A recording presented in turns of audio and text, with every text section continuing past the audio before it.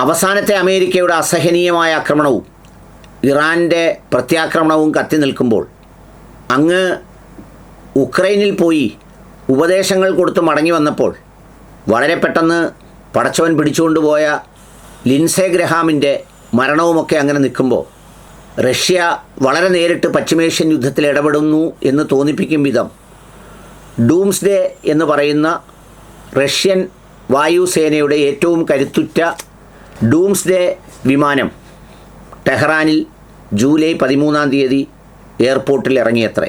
America അതിനെക്കുറിച്ചൊന്നും വലുതായിട്ട് പറയുന്നില്ല. ഈ വിമാനത്തെക്കുറിച്ച് പറയുന്നത് പറക്കും കമാൻഡൻറ്റ് എന്നുള്ള രീതിയിലാണ്. അതായത് ആകാശത്ത് നിന്ന് തന്നെ ഇനി ഈവൻ ന്യൂക്ലിയർ ബോംബ് ആക്രമണം ഉണ്ടായാൽ പോലും അതിനെ പ്രതിരോധിക്കാൻ കഴിയുന്ന തരത്തിലുള്ള സംവിധാനങ്ങളുള്ള വളരെ അത്യന്താധുനികമായ കമ്മ്യൂണിക്കേഷൻ, അതായത് ശത്രുക്കളുടെ എല്ലാ ജാമിംഗ് സിഗ്നലുകളെയും ഭേദിക്കാൻ കഴിവുള്ള, സ്വയം സംരക്ഷിക്കാൻ കഴിയുന്ന വിമാനങ്ങളായതുകൊണ്ടാണ് ഈ യുദ്ധ സന്ദർഭത്തിൽ ഡൂംസ്ഡേ വിമാനം അവിടെ പറന്നെത്തിയത്.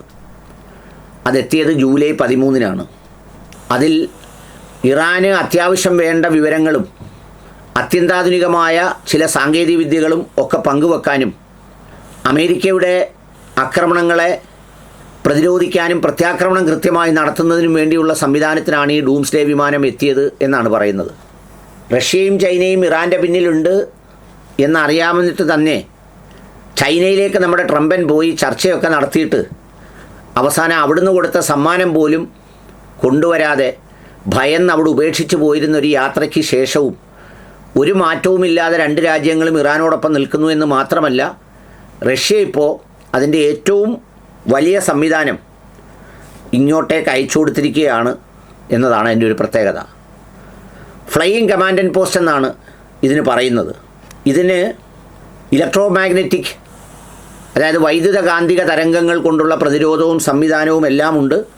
ഈ സംവിധാനം ഉപയോഗിച്ച് ഏത് പ്രത്യാക്രമണം നടത്താനും പ്രതിരോധിക്കാനും ഒക്കെ ഈ ബന്ധത്തിലൂടെ കഴിയും. 2025 ജനുവരിയിൽ റഷ്യയും ഇറാനും ചേർന്ന് കോംപ്രിഹെൻസീവ് സ്ട്രാറ്റജിക് പാർട്ട്ണർഷിപ്പ് ട്രീറ്റി അഥവാ സമഗ്ര തന്ത്രപ്രധാന പങ്കാളിത്ത കരാർ എന്ന പേരിൽ ഒരു കരാറുണ്ടാക്കിയിരുന്നു. ഈ കരാർ പ്രകാരം ഈ രാജ്യത്തിന് എന്തെങ്കിലും തരത്തിലുള്ള ആക്രമണങ്ങൾ ഉണ്ടായാൽ പ്രതിരോധിക്കാൻ ഈ കരാർ റഷ്യയ്ക്ക് അനുവാദം നൽകുന്നുണ്ട്. ആ കരാറിൻ്റെ ഒരു പശ്ചാത്തലം കൂടി ഉപയോഗിച്ചാണ് ഈ വിമാനം ഇവിടെ എത്തിച്ചേർന്നിട്ടുള്ളത്. ഇത് അമേരിക്കയെ ചെറുതൊന്നുമല്ലാത്ത രീതിയിൽ ഉറക്കം കെടുത്തുന്നതും നഷ്ടപ്പെടുത്തുന്നതുമായ ഒരു വാർത്തയാണ്. അതുകൊണ്ട് തന്നെ ആക്രമണങ്ങൾ ഇപ്പം നേർക്ക് നേരെ ടെഹ്റാൻ നഗരത്തിൽ നിന്ന് മാറ്റി അനുബന്ധ മേഖലകളിലേക്ക് അമേരിക്ക തിരിച്ചത് ഈ ഡൂംസ്ഡേ വിമാനത്തിൻ്റെ വരവോടുകൂടിയാണെന്നൊക്കെയാണ് വിലയിരുത്തപ്പെടുന്നത്.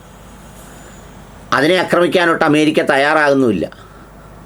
അതിനെയൊക്കെ കയറി തൊട്ടാൽ ചൈനയും റഷ്യയും കൊറിയയും എല്ലാവരും കൂടി ചേർന്ന് ഒരു പണി നടത്തിയാൽ മച്ചമ്പി വല്ലാത്ത പ്രതിസന്ധിയിലാവും എന്നുള്ളതുകൊണ്ട് ദൂരെ കൂട്ടി അടിച്ച് കാശ് പിരിക്കാനുള്ള ഏർപ്പാടിലാണ് ഇപ്പോൾ ട്രംപ് നിന്നു പോകുന്നത്. കനത്ത ആക്രമണം തിരിച്ചു നടത്തുന്നുണ്ട് ഇറാനും.